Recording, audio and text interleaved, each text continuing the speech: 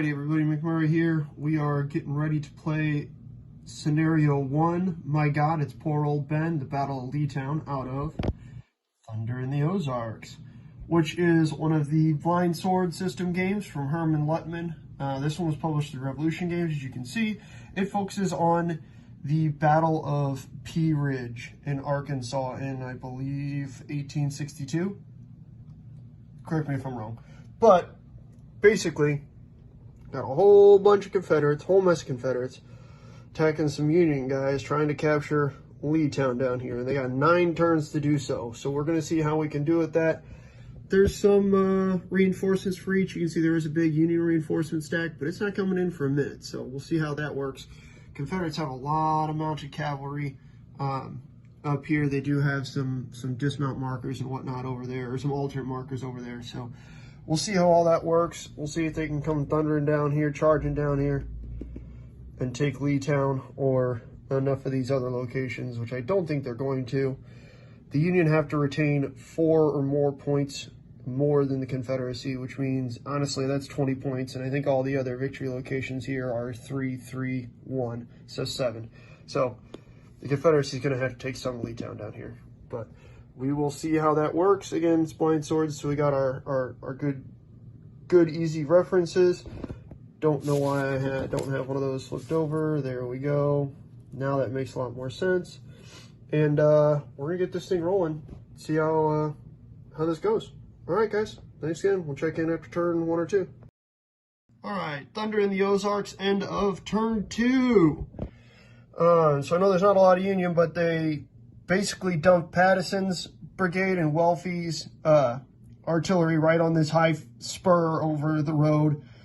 Albert Pike's cavalry, his Indians, took an end run around here trying to just knock them off there. Needless to say, that didn't work out very well. They're still there. They've lost 1. They're battle-worn on that infantry, but 2 of Pike's cavalry are battle-worn, and these guys got pushed back.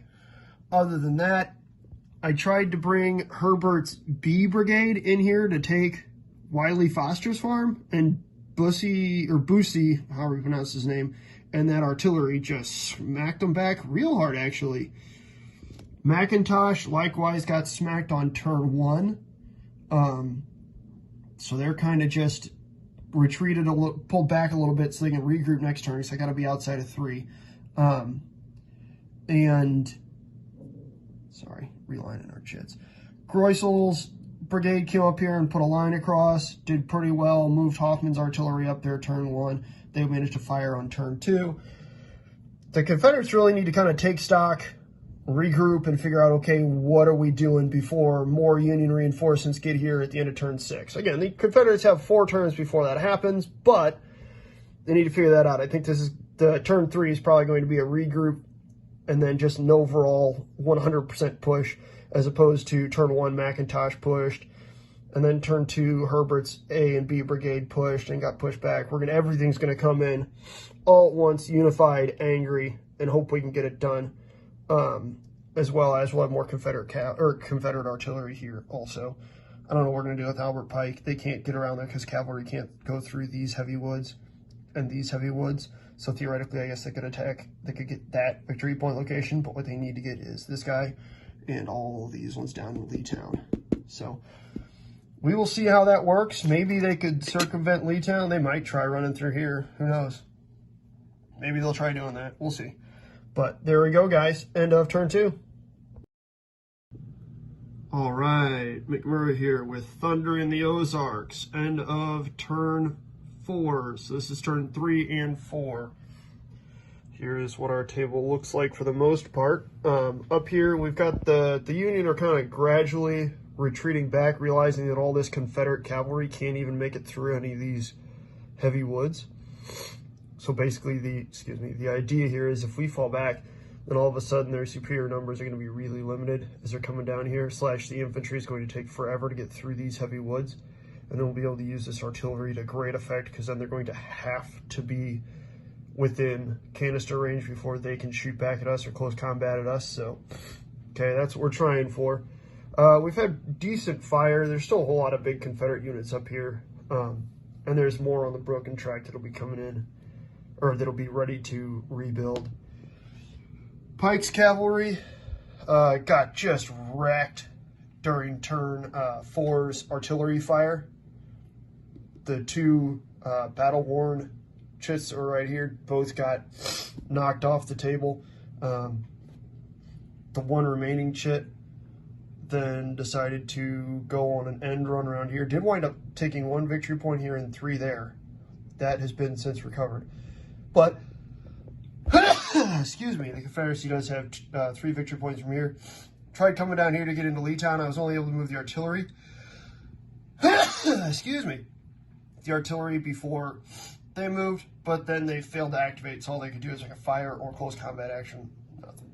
Or a fire action, so they couldn't do anything. And then that allowed Patterson's guys to come down here and block this southern road as well. So, that being said, let's see how it works out. The unit will have some reinforcements coming in, which is good. So we're going to need it because all this Confederate stuff is regrouped and is going to be able to push real hard. Pardon the sniffles and the sneezes. Apparently it's allergy season. Again, that's turns 3 and 4 on Thunder in the Ozarks, Blind Swords. Talk to you soon. All right, guys, McMurray back with turns 5 and 6 of Thunder in the Ozarks. Whoa! From the Blind Sword system, Mr. Lutman himself. As you guys can see, like we talked about, the Union has formed a defensive line here to try and hold back most of the Confederates. That being said, Boosie's brigade did have to pull back from over here. We'll see how long it takes the Confederates to kind of weave their way down here. But Union reinforcements, which did come onto the table, are going to have to get up there and kind of complete this cordon if they can. Other than that, all that's left of Pike's brigade is over here. They've been forced way out of here. That's where Boosie's guys went. Because at the time it looked like Pike's guys were really going to threaten Leetown, and that wasn't going to happen. So they chased them. Excuse me, sorry, that was shoddy camera work. They chased them way up Lee Creek. But there we go. So again, it's entertaining. The Confederates have 3 more turns. They need to take 20 victory point locations. I don't know if they're going to be able to do that. Then again, there is a lot of Confederate stuff up here. There's a lot ready to come back on the table. So we'll see how that works. Again, kind of overall view. Thunder in the Ozarks. This is the Leetown scenario. So the southern end of the battlefield. This is delightful. I adore this system. But there you go. Thunder in the Ozarks Revolution Games. Herman Lutman. End of turns 5 and 6. We'll see you for 7 and 8. Well, all right, folks. I accidentally took this down. I was live talking with Hex to Hex and Wardrobe Plays World War II when I finished this guy. Stepped away so that I could continue talking with him, and I'd come back, finish recording an end of game for the last 3 turns. I know I've been recording every 2 turns. And then I packed it up, not thinking about it. Anyhow, needless to say, as you guys know, we were playing Scenario 1. My God, it's dear old Ben, something like that. Poor old Ben. Long story short, Thunder in the Ozarks, Battle at Pea Ridge, as you can see, March 1862. Sweet painting, man. You can see some Albert Pike's guys right here. Anyhow, long story short, you guys watched. I explained a little bit of my kind of thinking in turns in the first 2 videos. The idea of the Union just holding along heavy woods worked pretty well. We wound up chasing down Pike's guys. Spent a good chunk of turn 6 recovering. Tried to attack on 7, tried to attack on 8, just couldn't crack through anything. You know, we were wearing the Union down, but at the same time, that defensive line held. So the Confederates were certainly not able to take enough victory point locations to get by. I don't know if I needed to go on a larger end run around, kind of the west side of the battlefield where you saw me take Albert Pike's guys to start with. I don't know. Couldn't make it happen. Couldn't break through those, 3 strong Union infantry brigades. So anyways, that said, still a fantastically fun system. Thank you to Mr. Manzo, Mr. Lutman. Outstanding. Obviously, you can't beat Charles Kibler and Rick Barber for maps and counters. But there we go. Again, that was Thunder in the Ozarks from Revolution Games out of the Blind Sword system. Outstanding game.